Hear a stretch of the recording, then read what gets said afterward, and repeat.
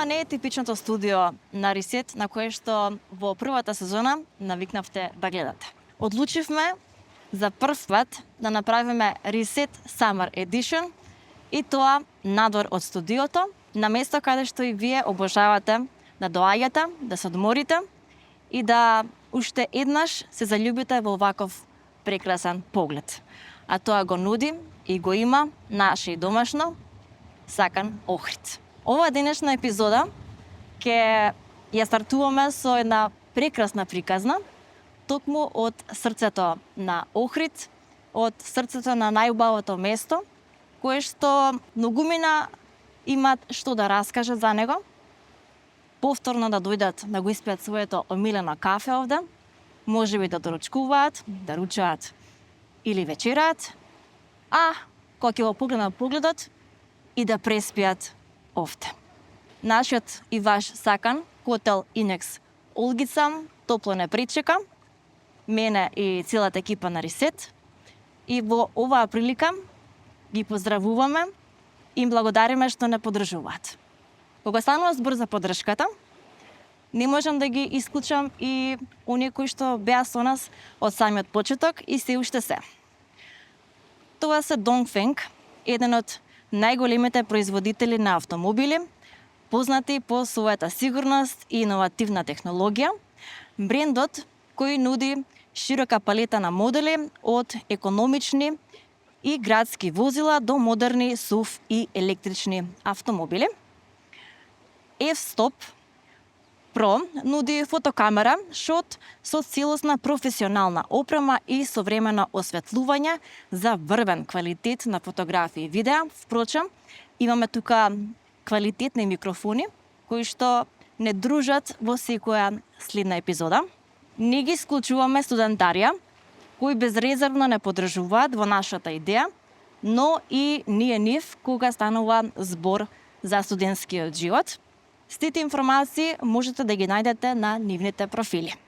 Fashion Group, кои што се погрижија да изгледа вака топло и да отвориме официјално летната сезона. Тоа може да го најдете во нивната нова колекција. Знаете каде се наоѓаат, топло ви препорачувам да ги посетите.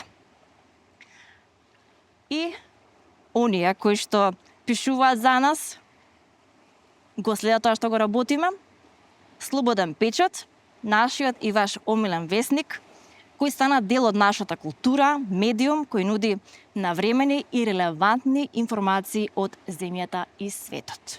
Како најдобро да ја отвориме оваа летна сезона, ако не со домакините од Инекс Олгица, а за нив навистина се потрудив и да подготвам добра најава. Денешната гостинка е жена која растела во срцето на еден од најпознатите хотелски брендови во Охрид и која од најрана возраст живее со тежината, убавината и одговорноста на едно семено наследство. Зад јавната слика на бизнис и луксус стои лична приказна за растење, трансформација, загуба и барање сопствен идентитет во свет каде што многу нешта веќе се дефинирани пред да започнеш сам да избираш. Денес зборуваме за детство, семејство, промени, болни моменти, сила и за тоа како изгледа кога мораш да го најдеш својот глас во приказна што веќе има силен семен потпис. Мој денешен гостин во првата летна сезона на Ресет е Андреа Иловски. Добро ми дојде и како се чувствуваш вака кај тебе дома повторно? Добре дојдовте вие. Многу ми е драго што ќе сум дел од оваа различна приказна. Навикнати сме на да гледаме некакош некој шаблон од кој оваа ваша приказна се издвојува. Сметам дека тоа што давате акцент на менталното здравје ве подига на едно повисоко ниво, затоа и ми е често ќе бидам дел од оваа приказна. Добре дојдовте во нашиот преубав бисер, нели, како што го нарекуваат на Балканот. Добре дојдовте кај нас дома. Драго ни е што веќе неколку пати се дружевме и ни давате, ни ја ширите вашата позитивна енергија целосно како тим и сметам дека во иднина уште ќе имаме уште многу пред се приватни дружби и соработки за подобрување на целокупната слика на општеството колку што може да помогнеме ние како индивидуалци. Морам да бидам искрена и да ти кажам, секој пат, па дури во детството, несомнено го имате најубавиот поглед кон Охрид, кон нашето обожавано езеро и мислам дека секогаш се навраќаме и доаѓаме тука да си уживаме, можеби и скринеме некои нови спомени, сретнеме некого можеби во животот, се заљубиме. Така, имате многу приказни кои што сигурно стојат како енергија во вашиот хотел, а впрочем и вклучително семејната приказна за која што денес сакам онака за прв пат да се отвориме и да ја доближиме до јавноста. Ќе започнам со детството. Како беше твоето детство? Еве, за почеток, растејќи во семејство кое градело еден од најпознатите хотели во Охрид. Па детството, од кога јас почнувам да се сеќавам, прво да кажам дека јас сум родена во Германија, значи приказната на нашата фамилија започнува во Германија.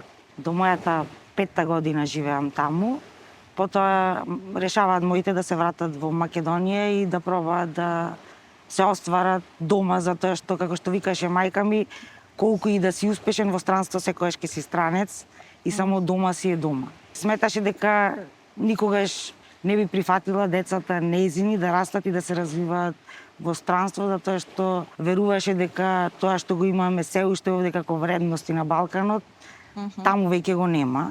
Така носат одлука да се вратат. Прво се враќаме ние и, мислам, јас и брат ми, со мајка ми, па после, мислам, околу 1-2 години се враќа и татко ми. Почнуваат со градење на нивната кариера тука во Македонија. Прво започнуваат со отварање на помали локали, како сендвичара, кафичи и такви работи. Потоа татко ми одлучува да се насочи кон градежниот бизнис. Тоа е една од првите фирми, посебно во Охрид, а и кои оствариле многу проекти во Скопје. Ремис фирмата сигурно е позната на многу и со години е позната по нејзиниот квалитет и стабилен однос во бизнис светот на Македонија, како е една од најпознатите градежни фирми. Додека татко ми се посветува на градежниот бизнис, мајка ми почнува да си го бара своето место во бизнис светот на жени. Учествуваше во многу организации за развој и поддршка на бизнис жените не само во Македонија и надвор. Доаѓа момент да се приватизира Хотел Инекс Горица, беше првичното име на хотелот. Паметам, да. Не знам сега точно која година беше, јас бев уште во основно, мислам, училиште. Одлучуваат да го купат овој еден од најубавите хотели на Балканот. И како што викаат, поглед од $1.000.000, така е познат. Вистина, да.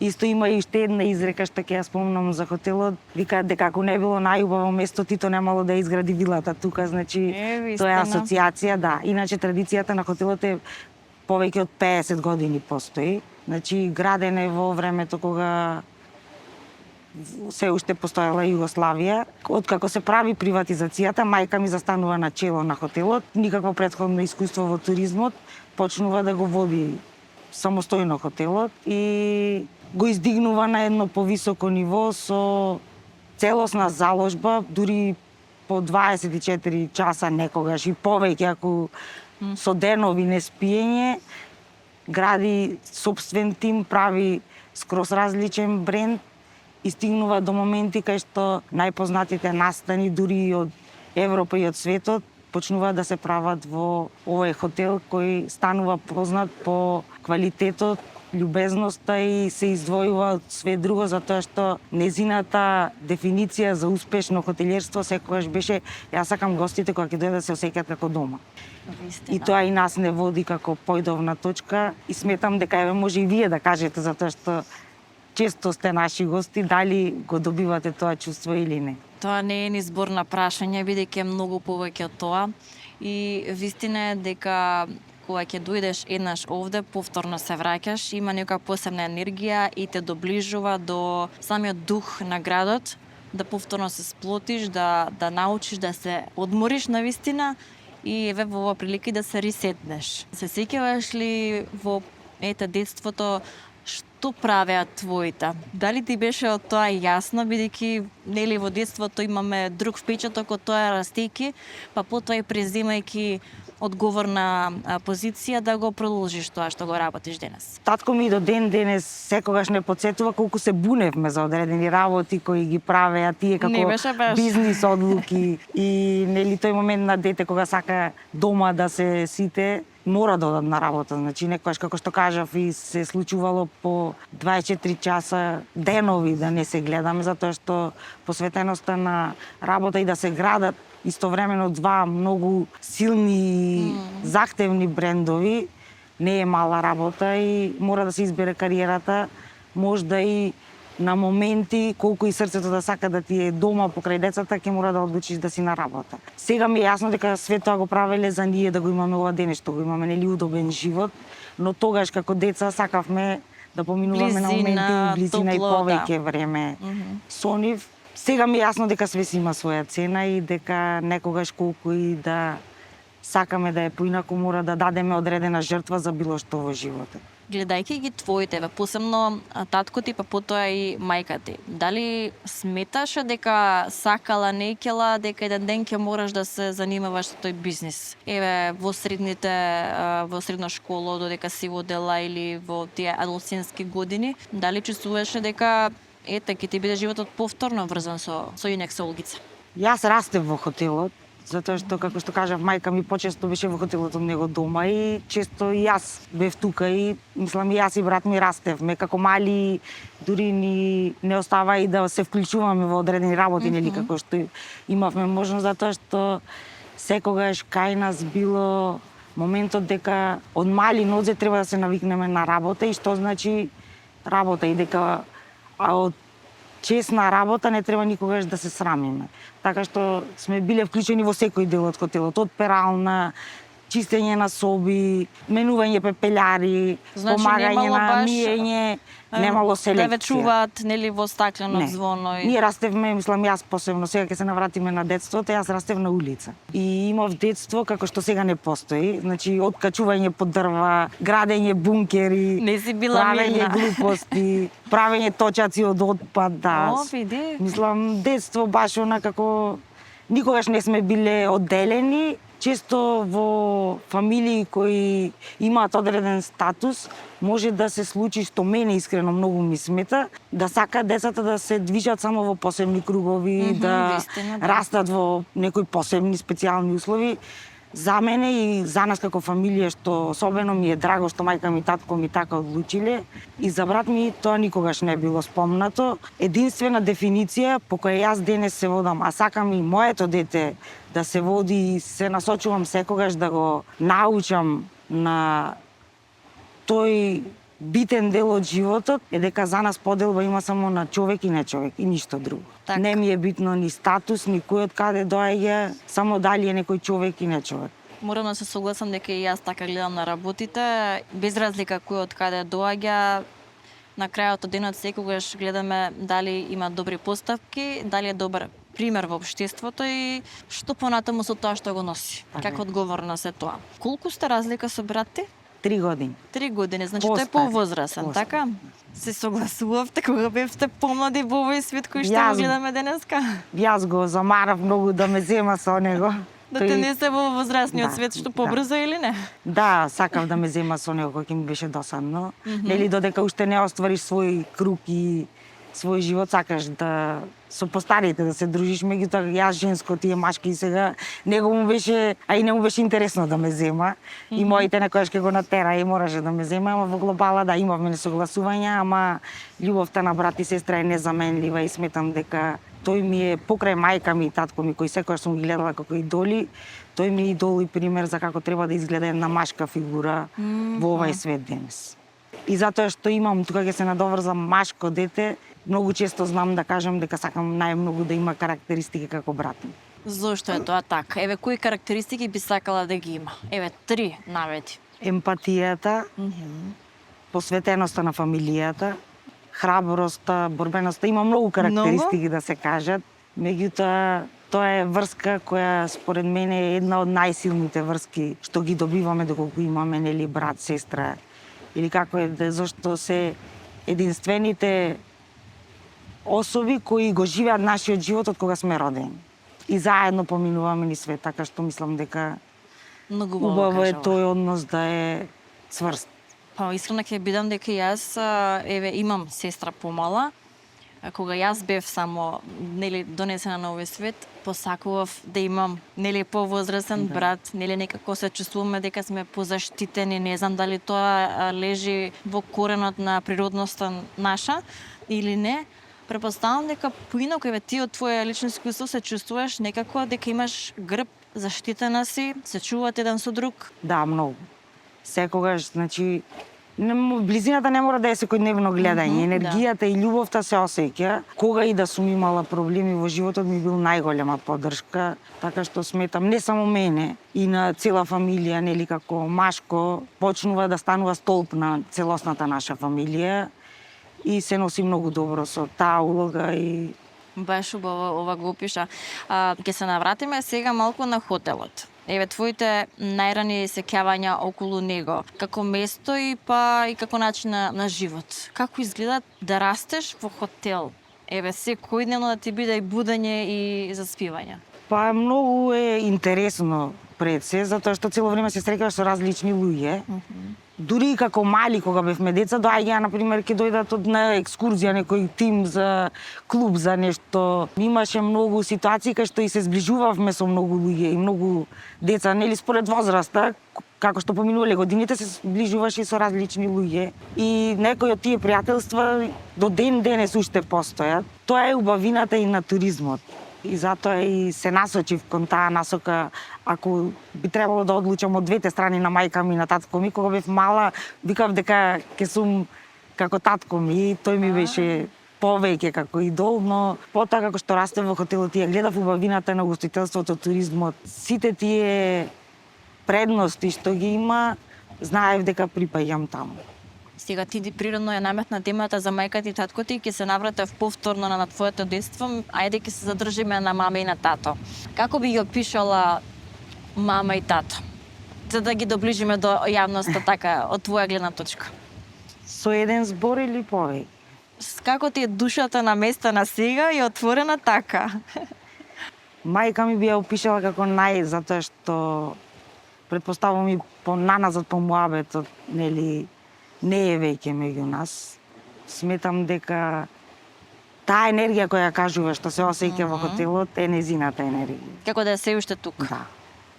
Тој мир и спокој што го има Инекс, нели сега Инекс Олгица, бренд кој го носи незиното име, прекрстен е во незина чест, затоа што таа го издигна на тоа ниво што е денес.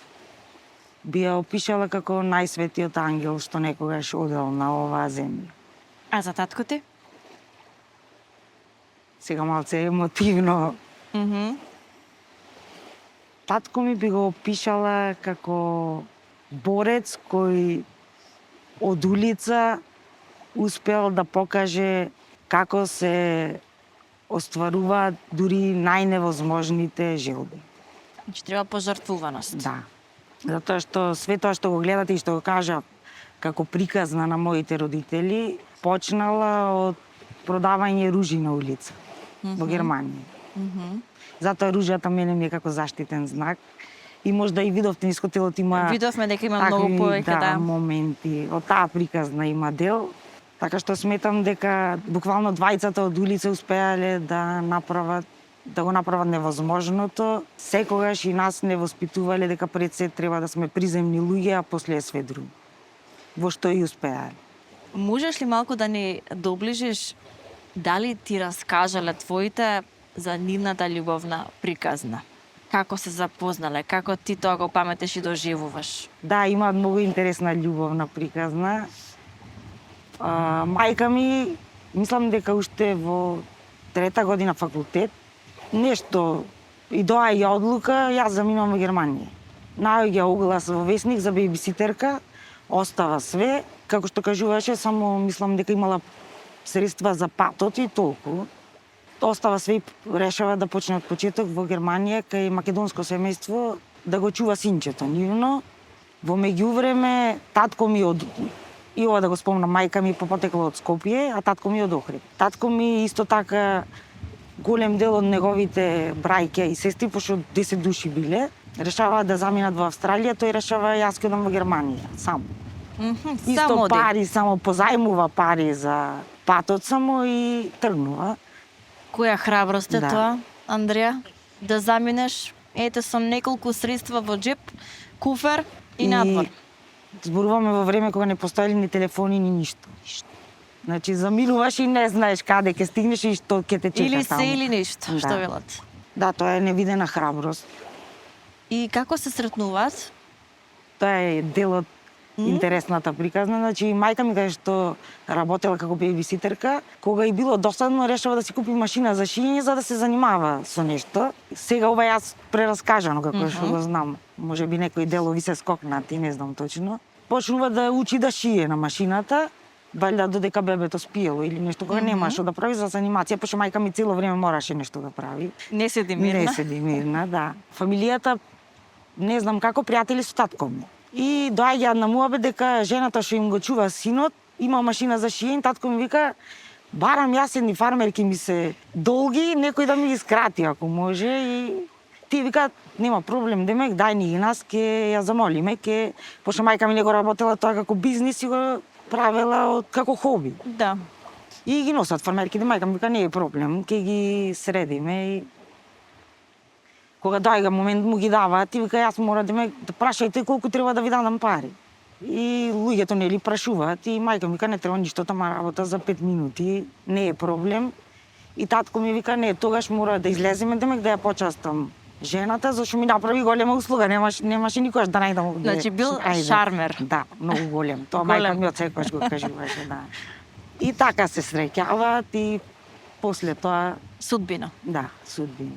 После заедно, пошто татко ми во тој период веќе почнал со продавање на ружи, мајка ми му се придружува и мислам дека до 8 месец, кога била бремена со брат ми, се уште продавала по дискотеки. Значи приказна која што мислам, ако не се лажам, ја има на самиот влез од хотелот лево Да. самата слика овде Да, изложена, тоа е нова така? слика со целосната нивна приказна.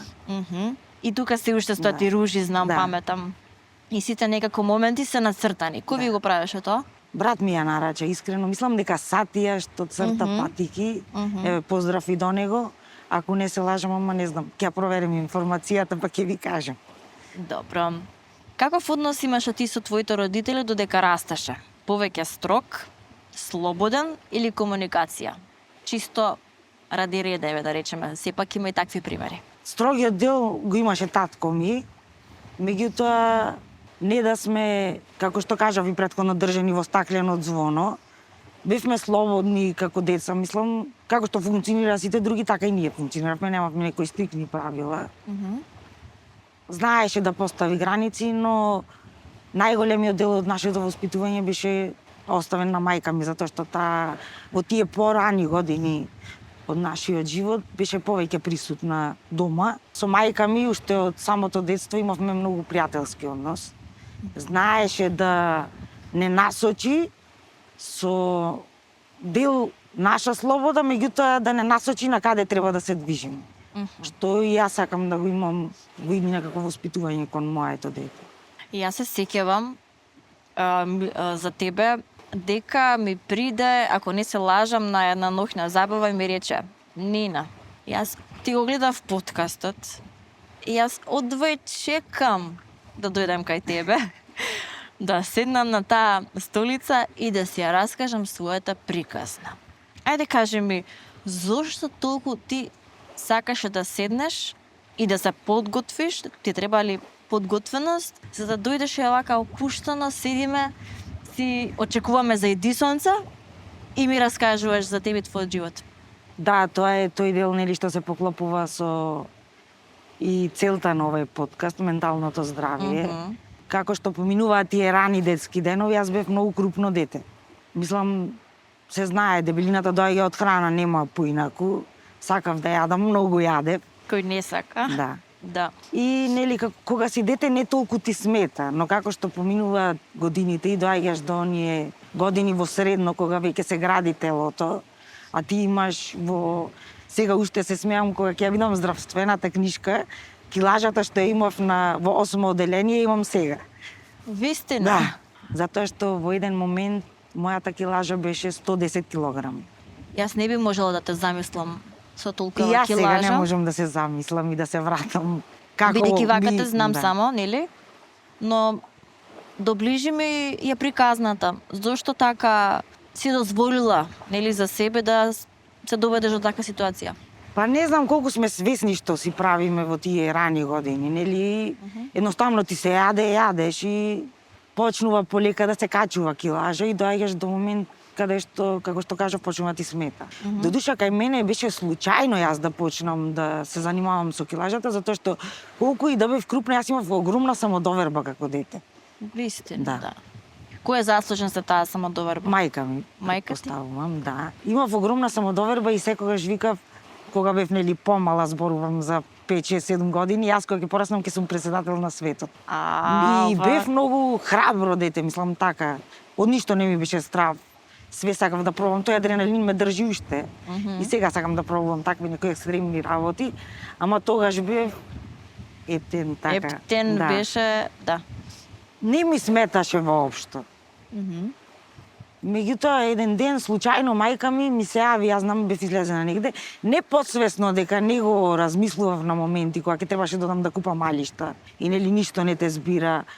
Или имаше моменти кои до ден денес ги памтам, што ми останале како можда и мала траума. Ќе ви кажам една случка, бевме излезени во град со друштво, не знам, валјда да купиме поклон за учителката за 8 март, тогаш не пушта нели сами во чаршија и ни беше доживле. И имаше, можда ги имате и видено уште стојат колички на акумулатор да се возат. Да, сме ги забележале. И одиме сите деца да се возиме на количките и мене ми викаат ти не може да се возиш, многу си демек како што немаат толку Крупна. култура, дебела. И нели на дете тоа кога ќе му се каже покрај сите другарчиња тука, така ти е малце. И тие некои моменти ме погодуваа, меѓутоа не бев толку насочена да ме допрат како што сега знаат да не допрат некои коментари. Дали тоа работи. беше доволен повод, тебе причина да те наведе да одлучиш цврсто?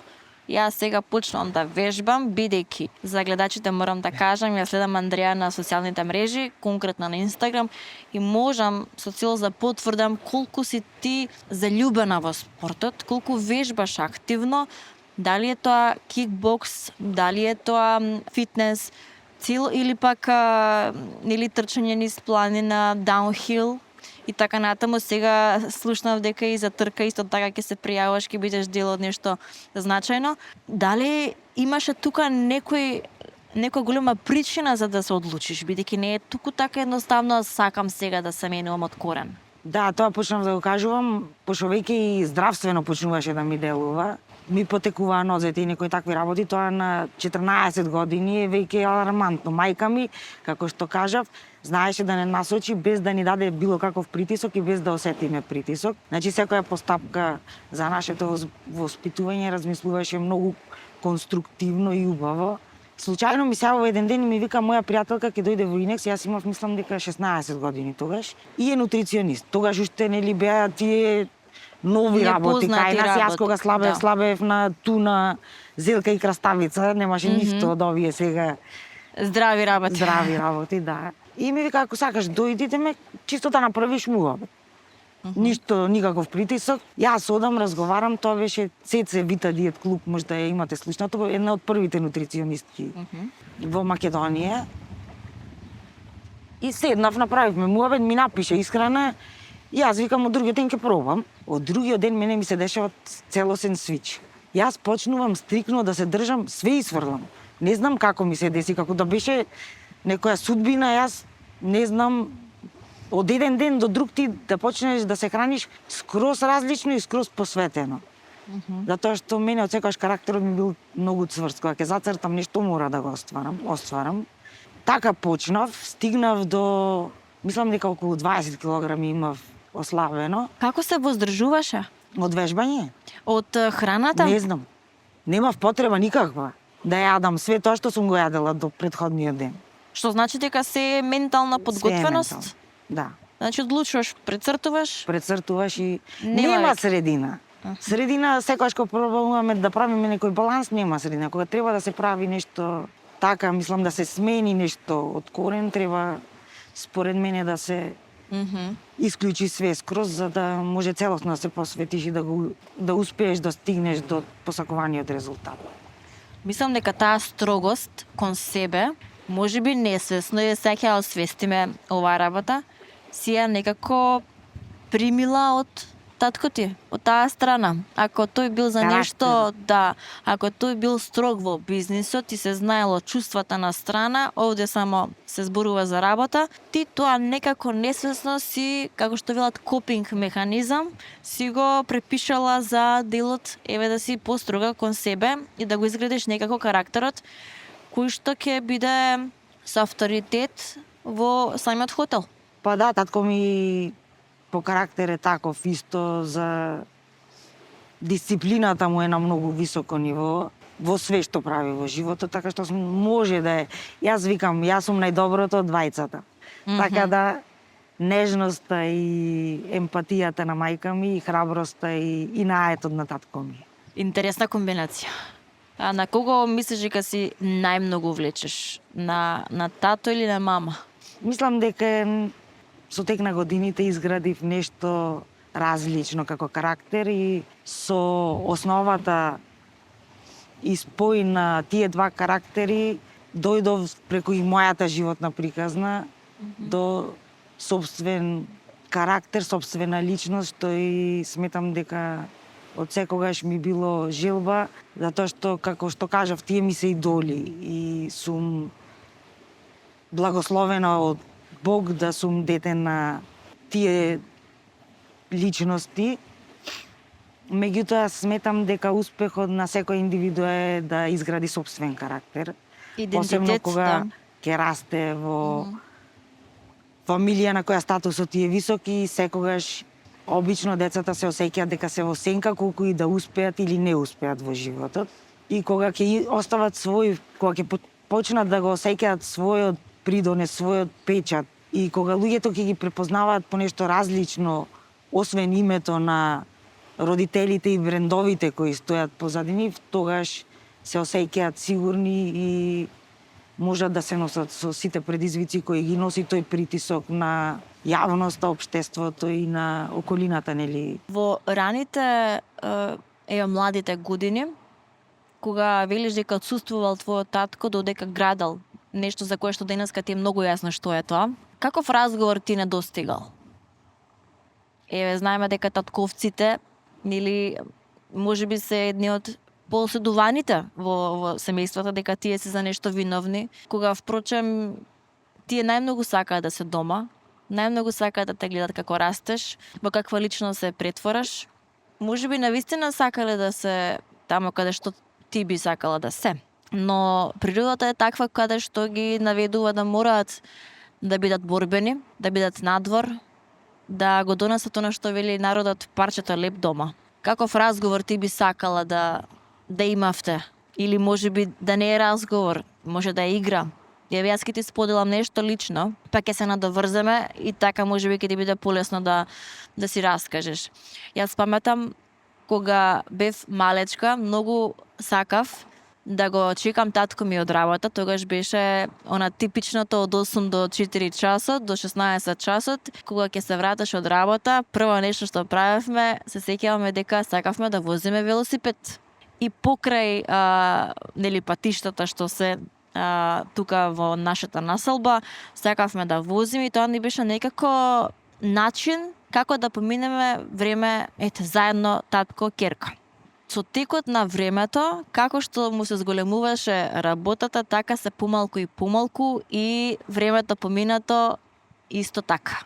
Сега кога сум во работен ангажман, ви правиме подкаст и така натаму, сваќам колку значи таа машка фигура, таа татковска фигура да била доволно тука присутна дома, да може да се сподели нели разговор, да прашаш тоа што имаш да прашаш, сепак растеш. а се фаќаш во момент кога се отсутни. Сега, кај тебе, како изгледаше тоа? Па јас и татко ми имавме еден ритуал, тоа го памтам уште во Германија кога сме живеле, значи од бебе мало и тој секогаш го кажува кога ќе се враќал од работа, затоа што на моменти работеше и трета смена, нели? Кога ќе се враќал од работа, секогаш доаѓал преуморен и јас секогаш сум го заспивала.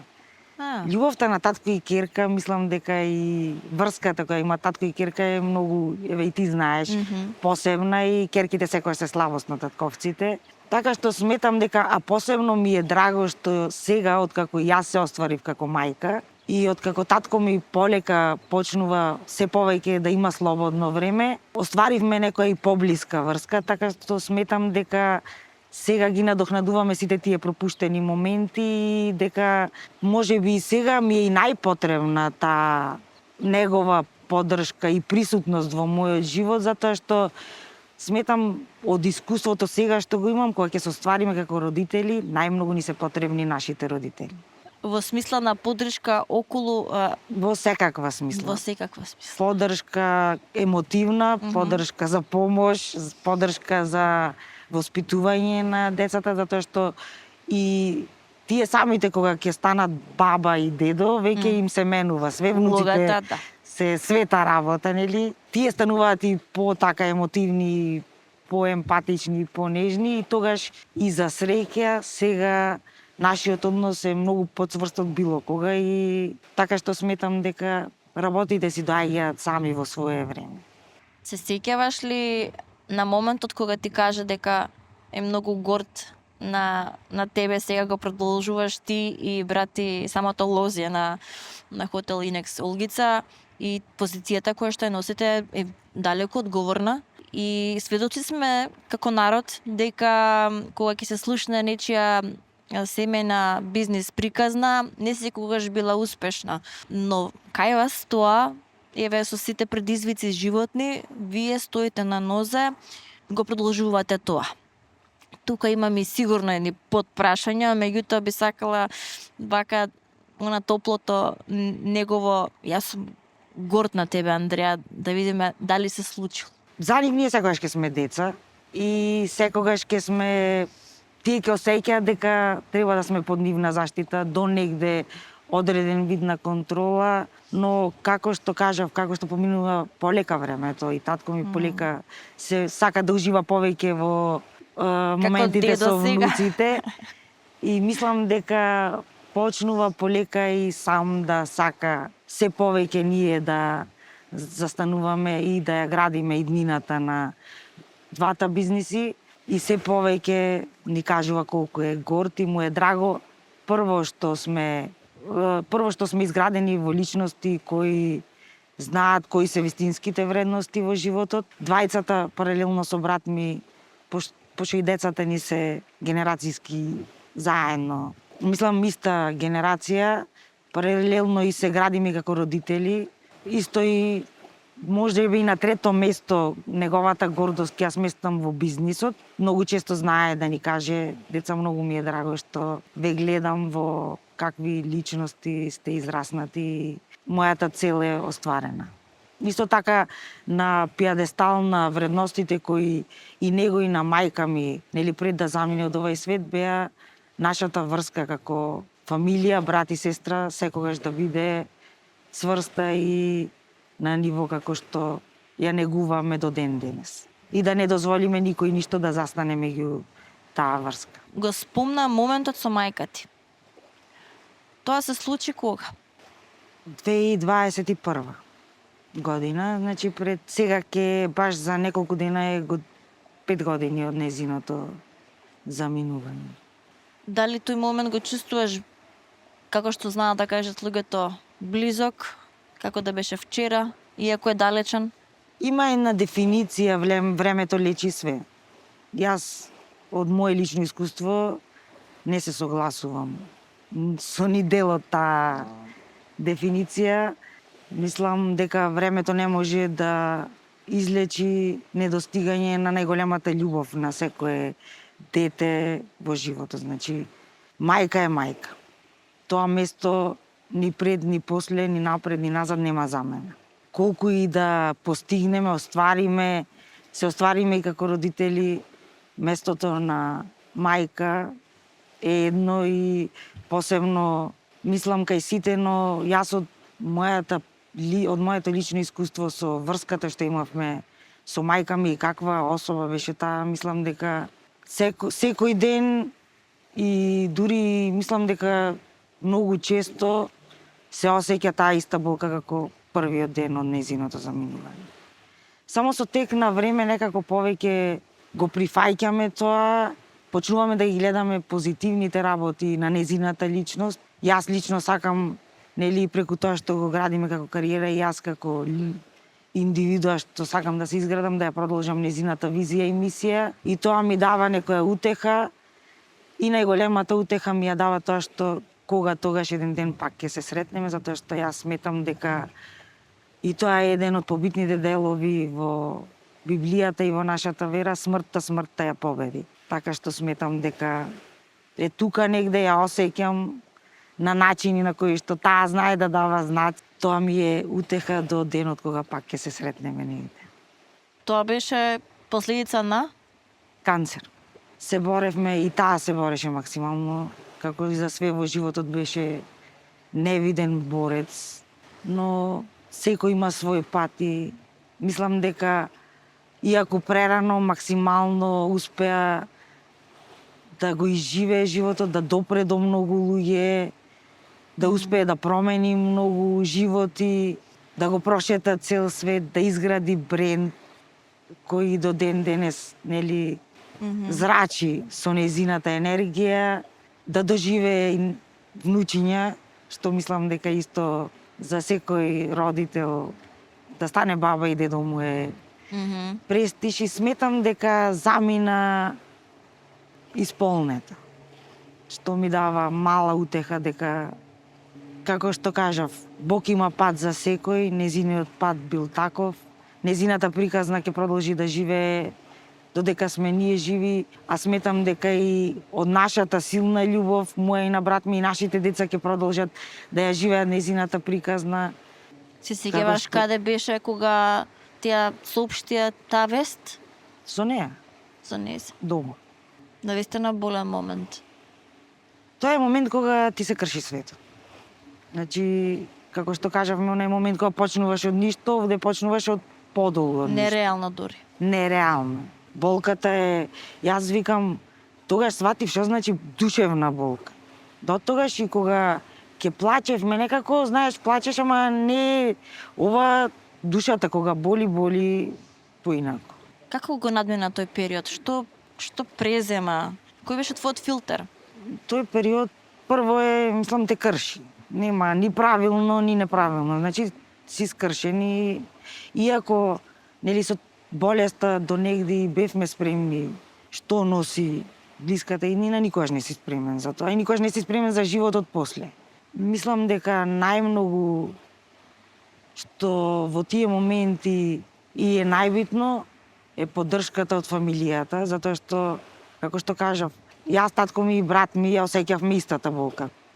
Другите луѓе од страна, нели, ки им е жал, ки им е криво, но таа иста болка и да те разбере некој внатрешно како се осеќаше меѓу нас тројца. Значи, поддршката взаемна на сите. Јас бев, нели, како и најмала и женско најскршена. Сите сме скршени на исто, но можеби јас како најнежна тие осеќа потреба дека треба да ми се заштита во тие моменти, што им успеа и им сум благодарна за цела поддршка што имав од нив, пријателите. Тие најблискиот круг. Многу е значено да имаш Најбитно. луѓе до себе. Да. Тогаш и во такви моменти се прави голема селекција.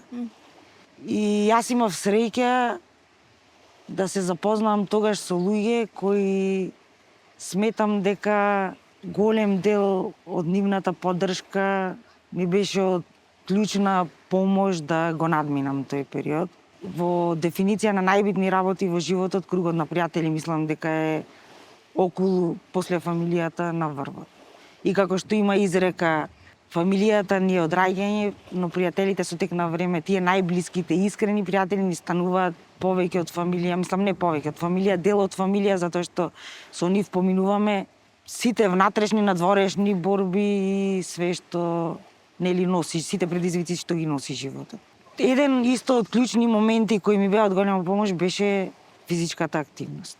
Тука ќе се навратам, сега може да го вратиме делот со која е мојата приказна од детство со слабењето. Значи, кога почнав да слабеам, стигнав до одреден момент и тука почнуваш да уживаш во процесот на слабење. Почнува да ти се свиѓа телото, да сакаш да си купуваш нови работи, нели сега веќе може да купуваш и од сите бутици точни алишта, затоа што претходно немаше нигде за мене грижа. фармерки, да. И почнуваш да сакаш уште повеќе и уште повеќе. Кога ќе видиш резултати, всушност тогаш Да. зајакнуваш уште И повеќе. влегуваш во тоа е еден процес каде што сметам дека и многу луѓе што и имам слушано приказни имаат направено трансформации во животот, посебно кога се во тинеџерски години се среќаваат со такви проблеми на нарушување на На менталното здравје, на менталното исхраната. здравје, на исхраната и на пореметување на личната слика која гледаш во огледало. Сакаш се повеќе, почнува тоа да ти станува дел како и обсесија и навлегуваш во еден циклус каде што несвесно почнуваш да си го нарушуваш здравието. Тоа се случи кај тебе? Да, јас имав тогаш во тие тинеџерски години одреден период имав нарушување на исхраната и нели дојдов до килажа која веќе не беше здрава и нормална. Ослабев сега од оваа килажа сум минус 60 килограми, а тогаш бев и подолу од тоа. Каде што веќе, мислам, здравието ти почнува да ти се нарушува и почнува видливо да ти се нарушува. Имав среќа затоа што и до ден денес тие уште кај нас се табу теми и многу ретко се зборува за тоа. Затоа сакам и да го кажам ова и до родителите и до децата кои поминуваат низ такви процеси во животот, да не им е срам да побараат помош. Јас имав среќа што мајка ми беше отворена и ги гледаше работите поотворено, не беше од оние родители нели кои не ни слушнале за нарушување на ментално здравје и го примети тој момент кај мене и со незината љубов и поддршка, не директен напад, затоа што кажав, знаеше точно како психолог како да пристапи за јас да не се осетам навредена и повредена, затоа што од искуство во тие периоди е многу лошо да се пристапи нападно на некој или со осуда. Тогаш ќе добиеш само одбивност и контраефект. И не може во глобала, кога човек поминува низ ментално расстройство, никој освен некој што поминал низ истото не може да дојде и да ти даде совет или стручно лице. Затоа што многу често луѓето не сакајки прават така контраефект. Мајка ми точно знаеше како да ми прииде со љубов и емпатија и ме насочи уште тогаш да почнам да одам на психолог. Значи јас над 10 години и повеќе можеби одам на психолог. И препорачувам на секој што ќе осети било каков и најмал проблем на време да си побара стручна помош. Затоа што како што викаат, ако те боли забот, одмah ќе одиш на заболекар. А менталното здравје е многу побитно и психата од све, можеби од сите други надворешни процеси. Додека слабев, не вежбав, не знам зошто. Зошто така? Не знам. Не, ќе пробав по некој начин, не се има вајда пронајдено. Како што ослабев и почнав, пак не ми се свиѓаше, нели никогаш не ти се свиѓа на женско телото. Како изгледа, добро? Но има еден момент што го викаат skinny fat, така, и сега на толку слабење, јас имав нели нормално и да имаш и момент на кожа, а и момент на телото не ти е зацврстено без вежбање, колку и да си слаб, ја немаш мускулатурата, јачината на мускулите и не ми се свиѓаше ништо тоа. И така решив да почнам со вежбање, тоа ми беше најубавата одлука што ја направив со животот. Затоа што сите животни процеси кои ги поминав после тоа, дури најтешките, сметам дека вежбањето ми беше еден од поголемиот издувен вентил и препорачувам на секој, без разлика на која возраст. Јас лично имам една дефиниција дека единствено нешто за кое се сложуваат сите вери, нации, политики, организации или што и да земеме од светот, е дека физичката активност е здрава. Нема ни една друга работа за што сите ќе кажат да. Со момент на прилагоденост на возраст, потреби, можност, физичка издржливост, но нема никој што ќе рече дека или нема одвоено мислење само за физичка активност. За све друго во светот ќе најдеме милион мислења и размислувања и контрадикции, но за физичката активност мислам дека веќе 15 години ми е дел од мојот живот и веќе не го сметам како ќе одам на вежбање, го сметам како дека треба да се измијам од сабајле. Значи тоа ми е љубов, тоа ми е издувен вентил, контрола на емоции, ненормална се прави преку физичката активност и сметам дека изгледот е само јаготката на шлагот, а придобивките од вежбањето и било каква физичка активност се многу посилни за менталното здравје, физичкото здравје и све она што го добиваме и само пола саат пешачење во текот на денот. Суштост не си се чувствувала комфортно во својата кожа? Немав енергија за ништо. Дури на моменти губев свест од нигде никаде, затоа што имаше моменти каде што бев на едно јаболко, например. Храната почнуваш да ја гледаш значи, многу како си била непријател, строга. па да. Си се казнувала себе, што Тогаш сте да, вели. тој период. Само за да постигнеш килажа која што Да. по твое око И никогаш не ти е доволно, ти совршена. не се гледаш како што изгледаш во огледало, реално, туку се гледаш како некоја слика што ти е останата во процесот на славење. Ова е убаво да се спомене, бидејќи и помлада публика не следи. Да. Убаво е да се каже и тие се на некој начин, не би рекла, жртва или конзументи на модерното време и социјални мрежи, каде што гледаат разни примери на како треба да изгледа совршено тело, а впрочем не знаат дека некои можеби користи некакви филтери, можеби се коригираат на тие апликации за да изгледаат совршено. Значи, тоа што го гледаме на социјалните мрежи е едно, а она што е во живо сосема трето. Убаво е да се спомене дека, еве, твојот пример да го земеме, не треба да се оди во екстрема, не треба ли диети да се држат. Јас цврсто стоам за тоа дека ниту една диета не сум пробала, а сепак ќе речат, еве, јадам премногу, сега можеби не се одразува на мене, меѓутоа за диети сум апсолутно не. Повеќе е стадиумот на размислување, умот, самата енергија. Да. Значи, пораката овде би била која, Андреја, во однос на себе казнување и исхрана? Пред се сметам дека, како што каже и ти, диети не треба да се држат. Треба да се најде баланс. Здравата храна е придобивка не само за физичкиот изглед, туку и за целокупното здравје на организмот. Да најдеме начин како да го балансираме тоа и да внесуваме здрава храна. По здрава храна се подразбира све она што има, ако одиме здрава храна, реално здрава е тоа што има не повеќе од една состојка. Значи, Си има таму листа на нутриенти кои што, нели? тоа е реално здрава храна. Меѓутоа тоа ќе го ставиме на професионални нутриционисти да насочат. Не сум јас ни едуцирана да кажувам совети за како треба некој да се храни. Само треба да знаат дека треба баланс. Значи не треба ни да се одрекуваме од све во животот, затоа што има луѓе што од тоа заработуваат пари и треба да одат до екстремности. Меѓутоа ние обичните смртници треба да си дозволиме баланс во животот, физичката активност. Дури јас, еве и на синчето мое, сакам од најранна возраст да го насочам да се заљуби во физичка активност, во вежбање, во спорт, сега оди на фудбал. И сметам дека ние сме пример за децата и ми успева тоа, затоа што сака да вежба, сака да спортува. Физичката активност број 1. Храната е исто, мислам, битна, но физичката активност треба да ни е барем 3 пати неделно, или пак ќе кажам, не сум професионалец, има професионални стручни лица, сега барем светот е отворен и драго ми е што таа велнес индустрија се повеќе расте и во Македонија.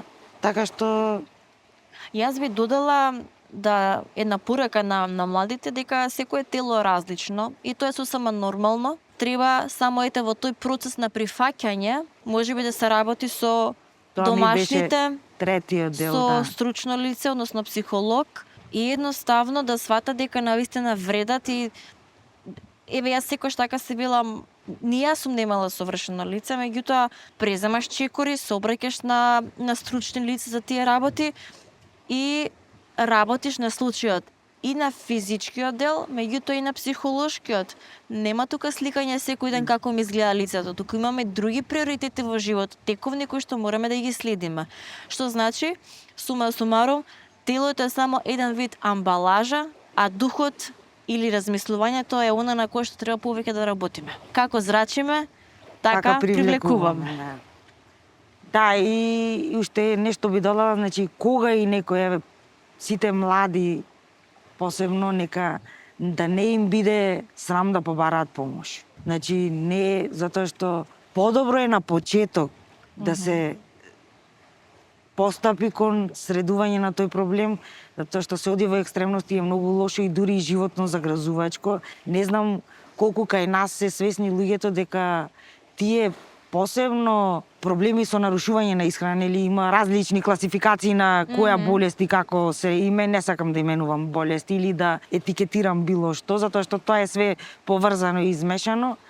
Се едни од најлошите ментални болести на 21 век. Така што сметам дека кај нас треба да се работи и повеќе на подигање на свеста во насока на тие проблематики, затоа што многу ретко луѓето се свесни што значи тоа нарушување и не се свесни колку можат да наштетат со несвесно обичен коментар на некој што поминува во како и за све во друго. Искрено и ти сега си во потешка позиција, да речеме, ајде ова на страна со Инекс Олгица, меѓутоа и како во улога на мајка, да го изведеш сега пак ти своето синче на прав пат, како што тоа го правила за тебе твојата мајка. И сега си соочена со можеби уште поголем предизвик од тоа што твојата мајка имала во тие дадени периоди. Сега имаме социјални мрежи. Можеби има телефон, можеби нема. Како ти сега тоа го контролираш? Чувствуваш ли притисок да бидеш, како велат, совршена мајка? Јас имав, пример за како треба да изгледа мајка во вистинска смисла и двајцата родители пример ми беа. Јас како мајка мислам дека секоја мајка никогаш не се осеќа како совршена мајка. Пред се основа која сакам да ја внесам во воспитувањето на моето дете, да биде дефиницијата што кажав на почеток. Поделба единствена да му е човек и не човек, да има длабочина, да има душа, вера, затоа што верата и гледаме и драго ми е што се повеќе пак се враќаат тие основни вредности, затоа што свативме дека од површните и оние од тој материјален свет се повеќе ние како луѓе се губиме. Сметам дека основата е таа која ќе не врати, а основата се емпатија, љубов, вера, поврзаност повторно меѓу луѓето. Тоа е тоа што сакам да му го внесам како вистинските вредности да ги има уште од мал, да верува во себе, да не си поставува граници, да си го најде својот пат, да се изгради во собствена личност и јас би го поддржала во што и да одлучи да прави во неговиот живот и никогаш не би сакала да му наметнам на каде треба да се води неговиот животен пат. Тоа за сега. Штубаво заврши, тоа е за сега. Штубава мисла кажа. Јас не би го навела да прави или да биде нешто што јас би сакала. Дали тоа значи дека ти може би, ја ќе ми кажеш, си морала да го продолжиш ова денеска што го работиш за хотел Инекс Олгица? Или пак имаш некоја, не знам, друга желба да бидеш, некоја друга професија? Не, како што кажав, јас растев во хотелот и се заљубив во таа професија, значи и се пронаоѓам во таа професија и многу ми е драго што немаше друга желба да бидеш? Не, како што растев не. Тоа е наистина голема среќа за мајка родителите. ми беше сликата која сакав да ја постигнам.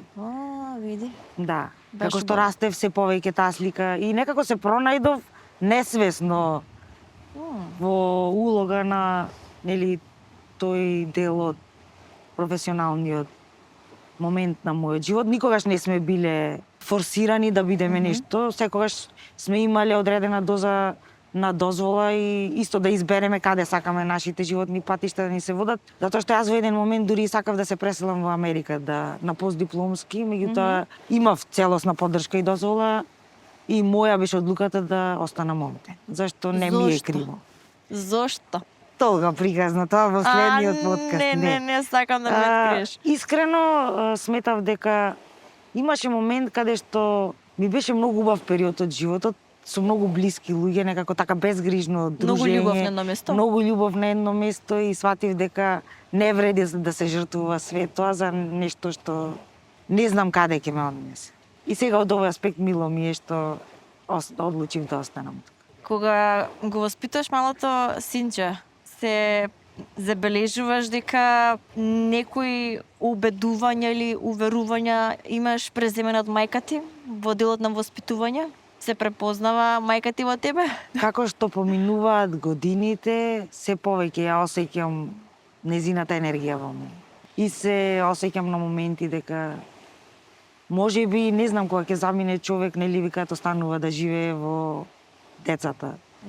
Така што може би и таа ми помага одгоре со тоа што дозволува да ми дава совети на друг повисоко ниво на енергија. Малиот рече дека сака да тренира, да биде околу спортот, еве тука некако по твои стапки оди, сака да биде фудбалер.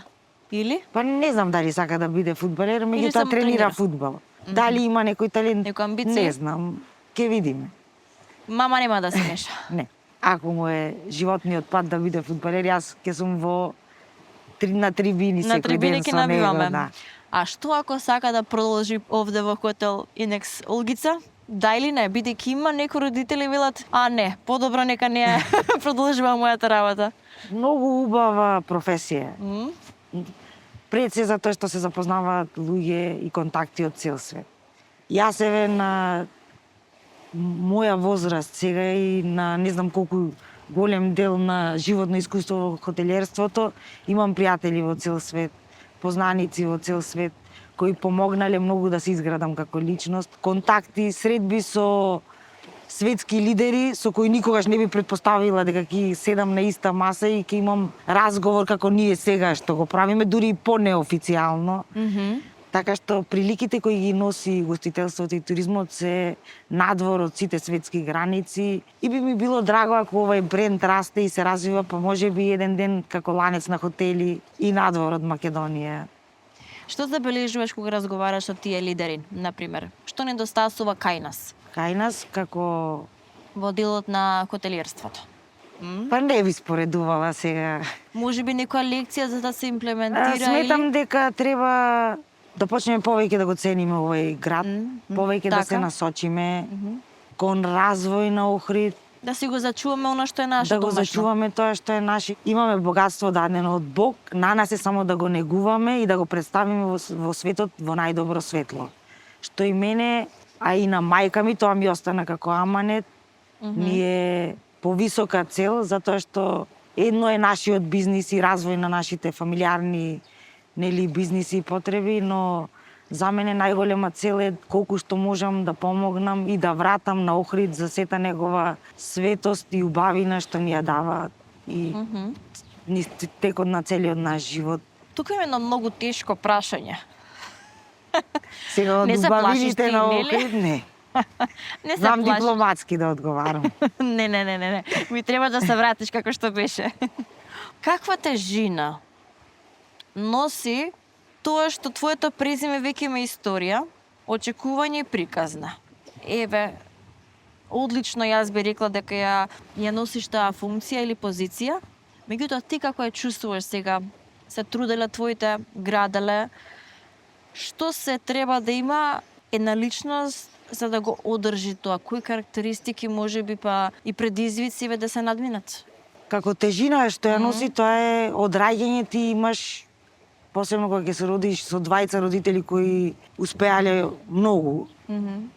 Значи, ти од старт го имаш моментот дека мора да успееш. Мораш. Мора да успееш. Тоа е притисок И на тоа е притисокот, да, од општеството и нели во мали средини посебно и кога сите те знаат, не само тука во цела Македонија, од старт ти имаш етикета дека ти треба да успееш како твоите родители. нема И со остапот. тоа мислам дека ќе се согласат сите деца кои се растени во такви услови. Тој притисок до негде е позитивен, затоа што ти дава амбиција, ти дава мотивација, нели да растеш во самото тоа што растеш покрај такви родители, ти растеш во тој бизнис свет и многу работи ти стануваат познати уште од најмала возраст, но притисокот за некој што не може да се носи толку со таков притисок е лош и може да го однесе во погрешна насока.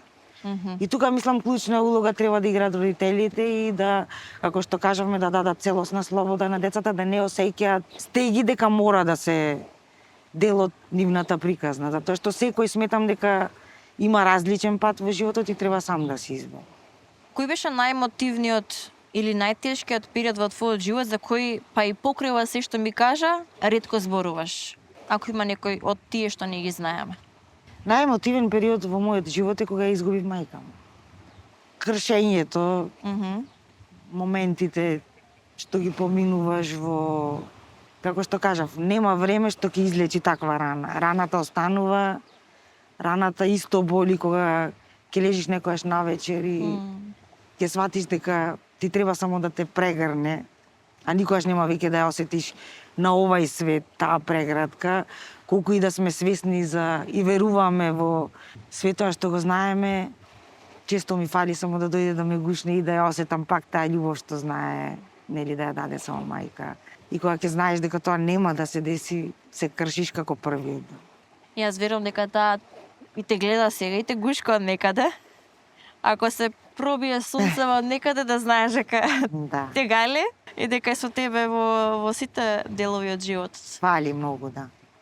Тој, да, од емотивни моменти.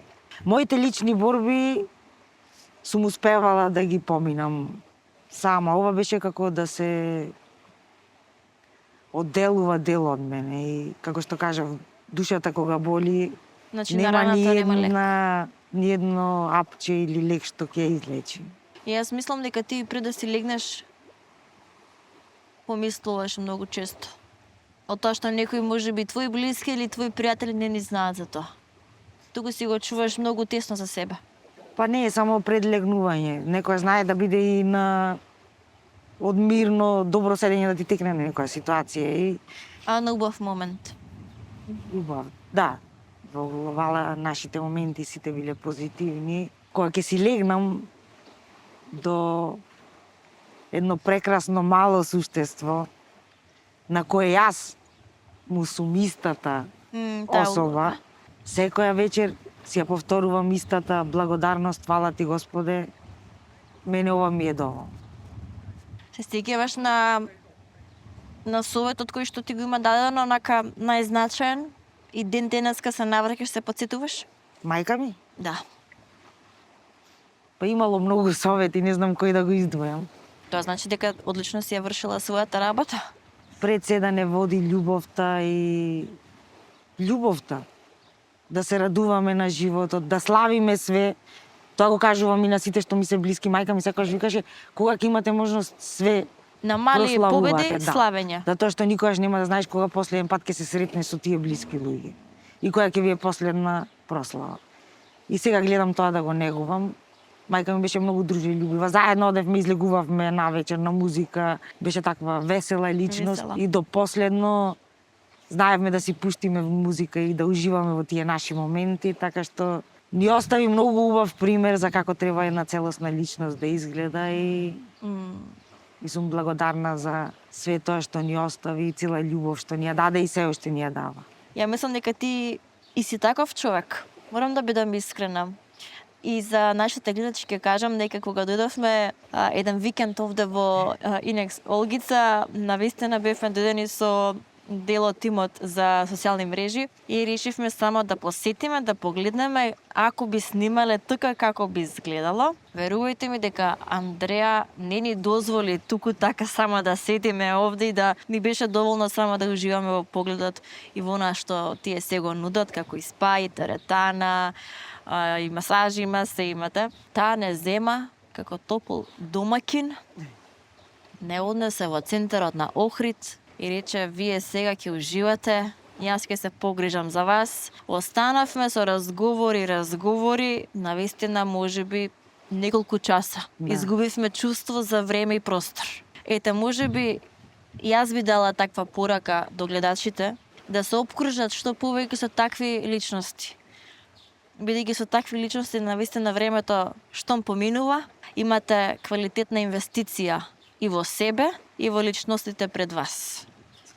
Да, и треба да се поклопат енергии за да дојде до такви убави моменти, дружби и све, но сметам дека треба повеќе да се насочиме кон дружба, социализација и све тоа, затоа што со изолација, нели, доаѓаме до многу лоши периоди. Андреја, многу сум среќна што имаме прилика, еве тебе, како плод на љубовта на мама и на тато, вашиот дом, Инекс Олгица, да ја отвараш душата, да зборуваш за себе, за своите животни предизвици, за менталното здравје, што си се соочила, бидејќи таа позиција воопшто не е едноставна, ниту лесна, да се износи, а не пак секој ден да се будиш и легнуваш со мислата дали бев доволна мајка, доволна пријателка, доволен човек за сите кои што ги сретнувам секојдневно, и тоа е за инспирација. Јас имам неколку животни лекции кои што сакам да ги поминам со тебе. Ќе се расплакаме јас и ти до крај, сигурно Добре, јас ќе имав пролеме, ама за убава. очарите не ми се гледат. За убава работа. Оваа рубрика е нареков тешки вистини, односно на англиски hard truths, се некои 3 точки на кои што цитати, животни цитати, на кои што ќе коментираме јас и ти. Дали се согласуваме со истите и ако имаме искуство, ќе споделиме. Првата гласи вака. Некои пријатели те сакаат само додека не станеш подобра верзија од себе. Дали ова ти звучи познато од твоето искуство? Само додека не стане, значи кога ќе станеш почнува да ти љубомор. Па кога ќе станеш, не знам дали се почувствувала се чисте некако, како велат, како одиш по скалилата во животот, така некако се посам и посам си, или не е вистина? Јас сметам дека кога ќе станеш поуспешна личност, имаш многу лажни пријатели, Аха. многу повеќе ќе сакаат да се во твоето окружување, а селекцијата ја правиш ти кога ќе дојдеш до момент на имаш животни искуства кои веќе не трпат лажни пријателства и губење на непотребно време. Мене тоа ми се случи после тој период на кога замина мајка ми. Тогаш веќе немаш сила и енергија да го трошиш твоето време на и многу си поосетлив на неправди и многу побрзо сечеш. Така што сметам дека самото животно искуство и градењето и големата обкруженост со луѓе мене ме донесе до момент кај што до мене блиску пуштам само многу мал број на луѓе. А во поглед на тоа што го прочита ти, сметам дека кога ќе успееш во животот, ќе имаш многу лажни пријатели, од кои треба да знаеш да се пазиш Како? и одбраниш. Како да се одбраниме? Ќе осеќаш Истрели ако енергија. има. Ја Со знаеш, искуство, само после знаеш оддалеку да препознаеш кој за што. се мириса во воздухот, Да. мислам дека, нели? Тоа само животно искуство може да ти го Ами донесе како особина, не може поинаку. Искрено мислам дека па и обичен човек не може да глуми толку долго време. Како и да е маските ќе паднат, Кога нели? тогаш да. Сепак колку меѓутоа- можеме долго да глумиме, не сме сите актери. Да.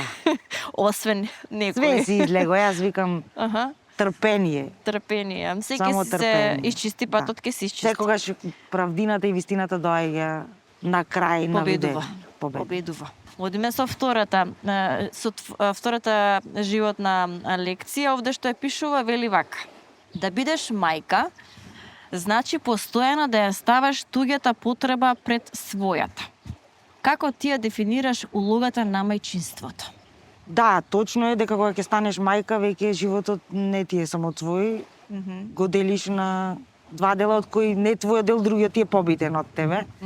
Таа љубов кон дете што се осеќа е поголема од љубовта што имаме кон себе, но сметам дека ако мајката не е среќна и исполнета, нема да има среќно дете и детето нема да има среќно детство. И затоа сметам дека колку што не треба да се осеќаме дека сме себични ако си посветиме време за наша лична нега не само физички, нели, и на менталното здравје и на све. Духовно се. Треба да си има секој свој свет, а секако мајката, детето и на најмала болка веќе ја боли 3 пати повеќе. И тоа е природа, не може да се смени.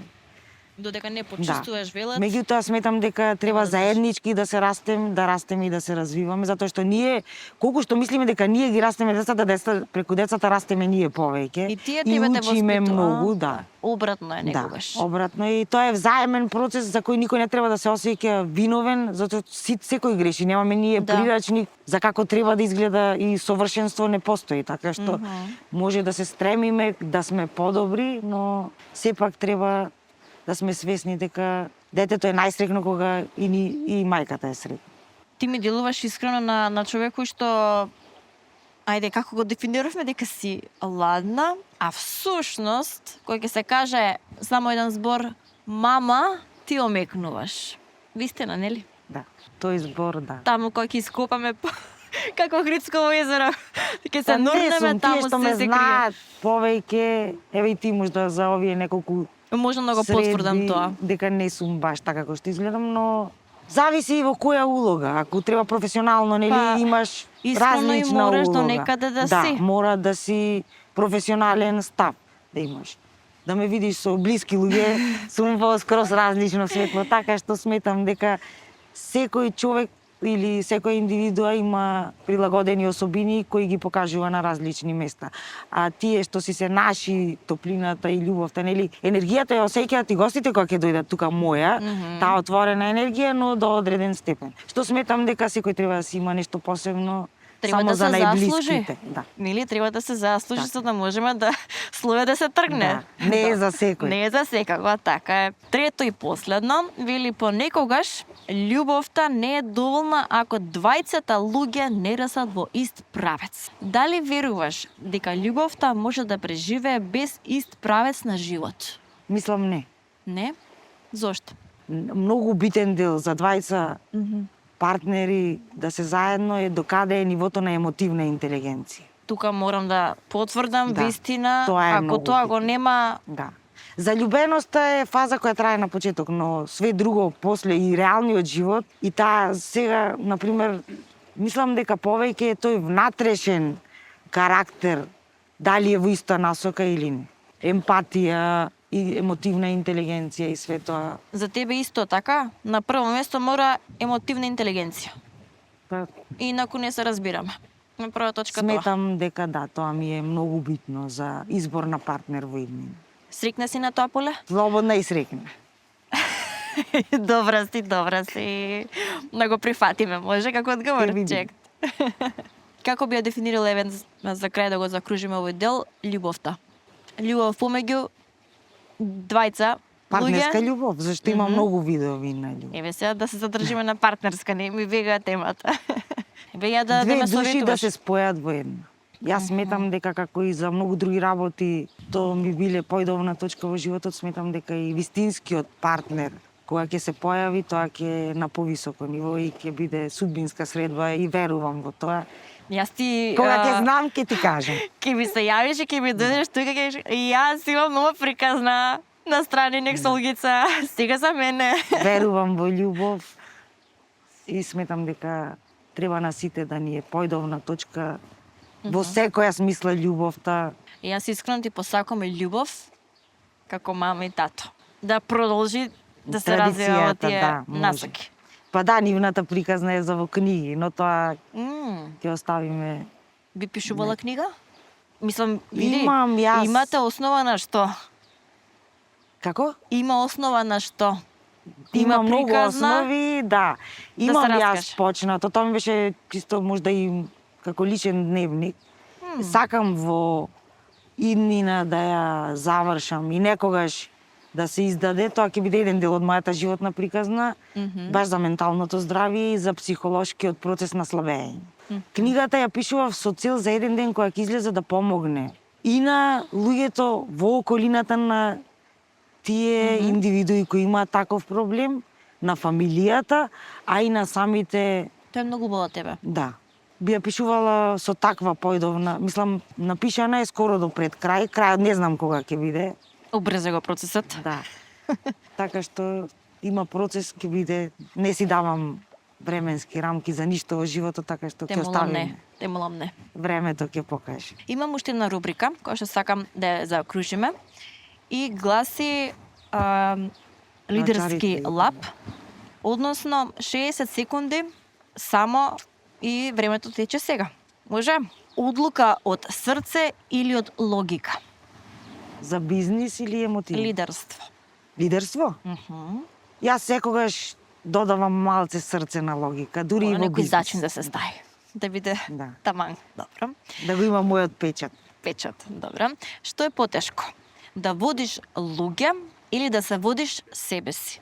Лидерството за мене и мојата замисла за лидерство е дека веќе не постојат скалила. Сите сме на исто ниво, сите сме еден тим и ова све што го гледаме без нашиот тим кој е во позади вратите Точно. би било ништо. Така што заслугата не е само на мајка ми, татко ми, мене и брат ми, туку заслугата е на еден огромен тим кој со нивната љубов и борбеност успеваат вас да ви го разубават секој престој. И им благодарам за целосната поддршка, дури кога немало излез, застанале позади нас, затоа што тоа се прави од љубов, не се прави за пари све. Вистина. Нема цена за човечноста во одредени односи. Тие се покажале и рамо до рамо со нас се бореле до утринските часови. Така што Вистина, имало и такви моменти. имало. И знам, паметам и за во периодот на пандемијата, кога беше многу бизниси застана, меѓутоа и вие, еве, покрај сите предизвици сте тука.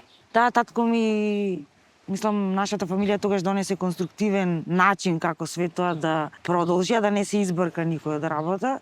Го реновиравме тогаш хотелот. Ни беше убава прилика зашто беше празен. Многу е тешко ти кога имаш резервации постојано како ќе успееш да реновираш. Тогаш и се реновираше и се ребрендираше цел хотел, а вработените беа вклучени како Со помош вас? во цел тој. Со вас беа вклучени да реновираат. Како помош од цел тој процес, Браво. колку што може, нели, секој помагаше за да не се осеќа бескорисен, а пак да добива Тоа е многу плата. реткост. Да. Вистина. И така го искористивме тој период кој беше добитна комбинација за двете страни. А ќе ни простите, значи ова не е 60 секунди рубрика, ова си трае природно. Океј. Доверба или контрола? Доверно. Секогаш. Во се. Во се. Дали добар лидер се раѓа или се гради? Некои вештини. Се раѓа и се изградува. Комбинација од двете. Да. Мора да имаш нешто што ќе, нели, Срце. да, срце. Да имаш прво срце. Се раѓаш со тоа, но зависи ти во која насока ќе се изградиш како личност. Или ќе го затишиш негде во тебе и нема да постои како за секој талент во животот, Така. или ќе го изградиш и ќе се изградиш како лидер секој во своја област и своја насока. Фино кажано. Кога тимот греши, сега ова е тест, лидерот треба да биде строг или разбирачки? Е сега тестот на сите кои што имаат Мора некаков... да има одредена доза на авторитет. Без тоа, но тоа да е правилно и не многу нападно.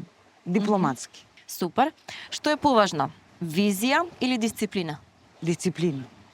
За све. Ова знам дека по спортот, кога ќе Да. те видам на стори во 6 Затоа што бајла, знаете, мотивација и визија може да е релативно. А дисциплината кога ја има човек е континуирано Цврсто. и е цврсто и вечно. дали лидерот треба да биде сакан или почитуван? Двете. Затоа што во тешки моменти кога некои работи се неизводливи за... Не е секој човек не може да се купи со пари. Најскапи се луѓето кои не може да се купат со пари. Ако лидерот нема емпатија и вработените немаат одредена доза на емпатија кон него, ќе си замине. Посебно во денешно време кога имаме Многу дефицит лесно. на кадар. Да. Вистина. Тука морам да се согласам дека е така. Што е поголем ризик? Да смениш се или да не смениш ништо? Поголем ризик да не смениш ништо. Да останеме какви што сме Да. биле. А треба да растеме. Да. Треба да се менуваме до До некаде. крајот на животот. Карактерот е тој, само што се надоградуваме. Дали притисокот прави подобри лидери или ги крши? Ги прави подобри. Мора да поминеш низ притисок за да се изградиш. Значи, тука е тесна карактер. Да. Дали ќе издржиме Да. или И нема да не биде најдобри за одлуки бизнис? се носат под притисок. Најреални. Аха. Затоа што И ја тогаш не немаш сме- време за overthinking многу. Нема брзи одлуки. Да. Учам нешто ново. Добро. И за крај, што е една работа што секој лидер мора да ја научи на тежок начин? Тоа е, животот е таков. Дека се прават грешки, дека ќе паднеме, дали ќе не скрши животот или работата, небитно. Треба да станеме, да се прибереме, затоа што некогаш работата не чека, посебно со 24 сати со луѓе кога се работи. Е, да. Значи, мора во делот секунда да се прибереш, собереш и да продолжиш напред. И да си пример за сите околу тебе, дека и да сгрешат треба да продолжат. Треба со да се иста динамика. прости, да се напред. надмине и продолжуваме Да. понатаму лидерски. Да. Андрија, во изминатиот колку сме, не знам, час и нешто, Да ги тргнам да мачкање. имам колку имаме веќе време поминато, изгубивме и како што кажав и време и простор. Просторот е прекрасен. Ни дозволи да те запознаеме подобро. Да не ја оголиш душичката, да ни го покажеш просторот дека има душа во Инекс Олгица, што е навистина реткост. Многу работи се градат ни секаде во државата, меѓутоа душа да има некој простор навистина е бесценето. Како ти би сакала да те запамет, еве можеби за прв пат ја слушаат вака длабоко твојата приказна, па и семејната бизнис приказна на Инекс Олгица, како би сакала да те запамети светот за луѓето кои што тебе те познаваат, а и оние кои што за прв пат сега ја слушаат приказната на Инекс Олгица? Некоја значена порака. Порака или како мене да ме запамет? Еве, прати, можеш и едното и другото. Ти давам малце. Порака.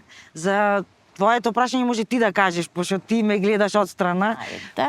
Порелевантно ќе е за гледачите, а за порака е, го кажав неколку пати, го кажам пак пред се, да останеме луѓе, да веруваме во себе, во сите околу нас и да пробаме, како викаат, и еден живот да успееме да смениме, веќе сме успеале. Да вратиме со добро на се она што ни го дава животот и убавината и да се надеваме дека ќе бидеме убав пример за идните генерации. Добро. Сакам колку можам повеќе да допрам до луѓе и да, каде што е најпотребно, да успееме да помогнеме на било каков начин, затоа што можеби како индивидуа не може еден човек да смени многу, но секој да тргне од себе и секој да проба да направи нешто добро, светот ќе е многу подобро место за живење.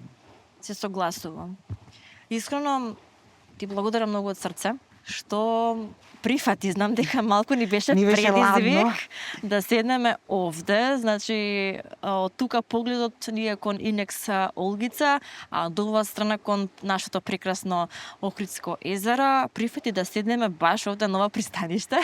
Да ја осетиме енергијата на водата. Ете така, да ги пуштиме мислите низ вода, да бидеме присутни во моментот и едноставно нашите души малку да се гушнат, да разговарат на некои теми кои што ретко зборуваме. Се надевам дека допре до секоја возрастна група, ги инспирираше, особено за оние кои што се жени предприемачки или ќе бидат, гледат напред, да ги издржат сите предизвици, особено лични, животни, и дека што покрај дождот ќе ни изгрее сонце. Сонце, да. Така? Така е. И мене ми беше мило што бев дел од оваа приказна.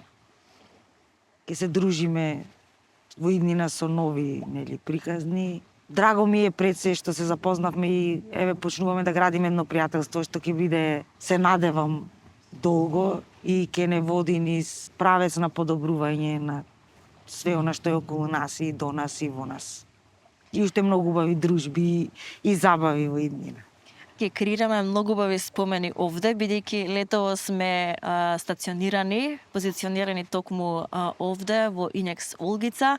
Вие сте наши топли домакини и од срце ви благодариме што ги отворивте вратите за Ресет и што не поддржувате во темата за менталното здравје. Драги мои, ви благодарам и вам што не дружевте од самиот почеток до сега. Имавме малку поголема минутажа од тоа што вие навикнавте да гледате кај нас во студио. Верувам дека и ви се допадна погледот, локацијата, се потрудивме сите тимски. За ова морам да ја поздравам и мојата екипа зад камерите, Благодарам многу што се трудите, Ричи веќе игра позади камера, само да не ми падне, да не ми замине. Ве поздравувам и би ве испратила со порака: имајте верба во човечноста. Денеска Андреја ни беше чист пример дека дури оние кои што ви изгледаат хладни можеби однадвор, внатре имаат многу топла душа. Дивните приказни те ќе се случаат. А до тогаш се гледаме со нова епизода во месец јули. Чао!